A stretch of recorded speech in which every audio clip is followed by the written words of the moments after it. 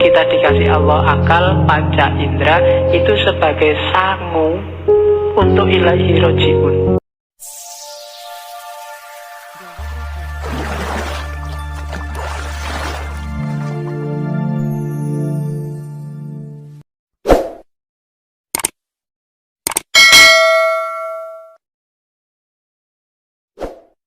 Ini penting juga, akal.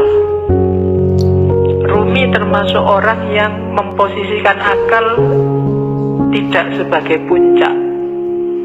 Akal itu penting, tapi akal hanya transit. Akal harus dilampaui. Tidak boleh orang berhenti hanya di akal. Di Masnawi itu ada cerita yang mungkin sering dikutip orang, cerita ahli bahasa dan tukang perahu. Jadi ada ahli bahasa naik perahu sama tukang perahunya. Sambil naik perahu terus ngobrol, Mas tukang perahu, sampean ngerti nggak kalimat majmu itu apa? Nggak ngerti Pak.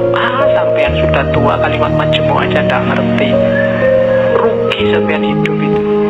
Sampean ngerti nggak kalimat sastra itu kayak gimana? Nggak tahu Pak. Apalagi sampean sudah umur tua gini sastra aja nggak ngerti. Buat apa umur sampean dihabiskan? Sampean ngerti nggak? Pokoknya diajak ngobrol gitu, dimarahi terus, dilecehkan terus. Tiba-tiba terus ada badai. Kapalnya mau tenggelam, katanya yang punya perahu, waduh ini Pak, sampean bisa gak berenang? Gak bisa.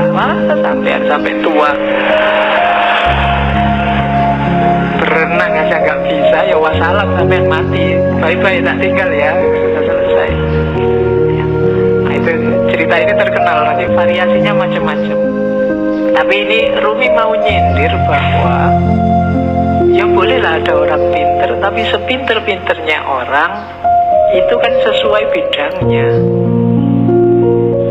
Yang pinter filsafat mungkin tidak ngerti sama sekali tentang fikih. Yang pinter fikih mungkin tidak ngerti tentang kalam.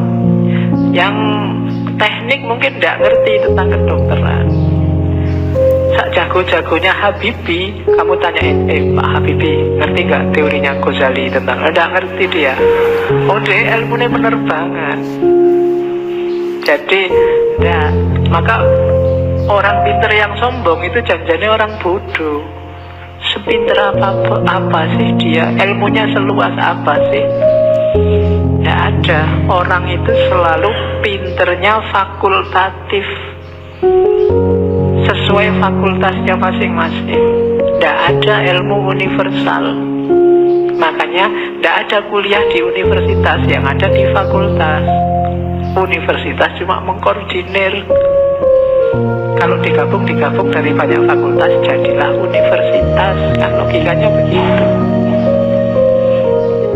Jadi cerita ini sebenarnya Rumi menyindir, sejago-jagonya akalmu hanya bisa menangkap sesuai pengalamanmu masing-masing. Tidak akan lebih dari itu. Tapi saya ngerti dunia luar angkasa loh Pak. Ya, paling kamu pernah baca buku tentang luar angkasa, tapi itu aja. Filsafat saya juga ngerti, matematika juga ngerti. Yang kebetulan kamu ngalami membaca atau ngalami belajar. Yang tidak ya enggak. Sokrates mungkin orang paling pinter, tapi sama istrinya urusan nyambel apa urusan bikin sayur itu tetap menang istrinya. Ya kan? Sepinter apapun Immanuel kan, kalau bannya bocor, kan ada cerita satu ketika Immanuel kan bannya bocor, sadelnya patah. Begitu nyampe di tukang sadel, Immanuel kan bikin kunci yang punya, tukang sadel tolong saya dibikinin sadel yang pakai rumus trigonometri plus 2 kali. Dari tukang sadel ini tidak bisa saya. Kalau sadel biasa bisa, kalau pakai rumus macam-macam tidak bisa. Ya memang beda ilmunya. Jadi yang pertama catatannya, akal itu tidak segalanya. Kalau kita hanya bersandar pada akal, maka kita bersandar pada batas pengalaman kita sendiri. Karena sejauh apapun ilmu kita, ya sebatas yang pernah kita alami. ilmunya mahasiswa filsafat pasti beda dengan mahasiswa pendidikan, pasti beda dengan mahasiswa teknik. Itu batasnya akal. Jadi saya bilang tadi, akal hanya transit. Katanya Rumi, akal jasmani lahiriah ini harus sih, cuma dia bukan tujuan, dia hanya alat transit kita untuk menggapai yang lebih dalam, lebih tinggi, wilayah ilahiyah. Jadi jangan dihentikan akal untuk akal.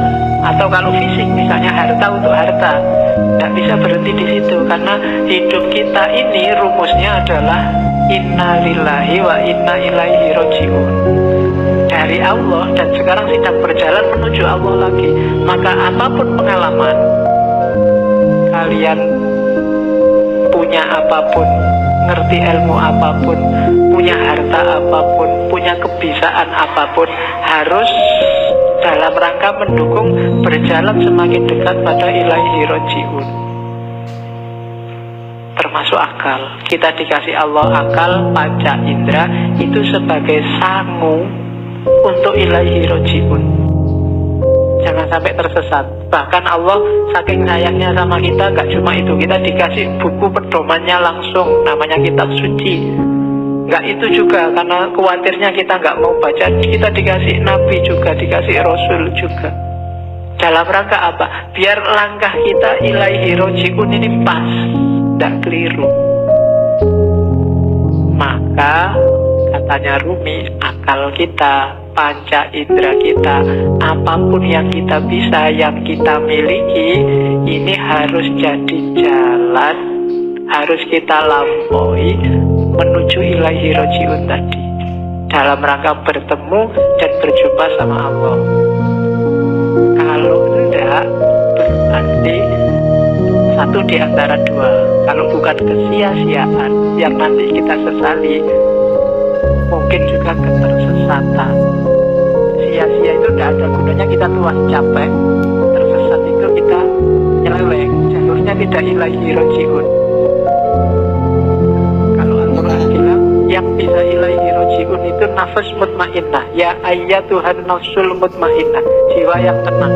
Maka tugas kita di dunia ini bikin nafas kita mutmainnah, biar nanti bisa ilaihi roji'un, bisa kembali dengan mulus, dengan lancar pada Allah. Nah itu akal.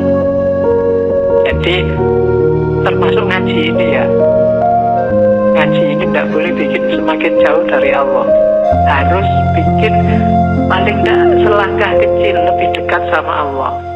Kalau enggak, mending kamu tidak usah ngaji. Kalau ada yang, Pak, saya tuh ngaji filsafat terus jadi nggak yakin Allah itu ada apa enggak,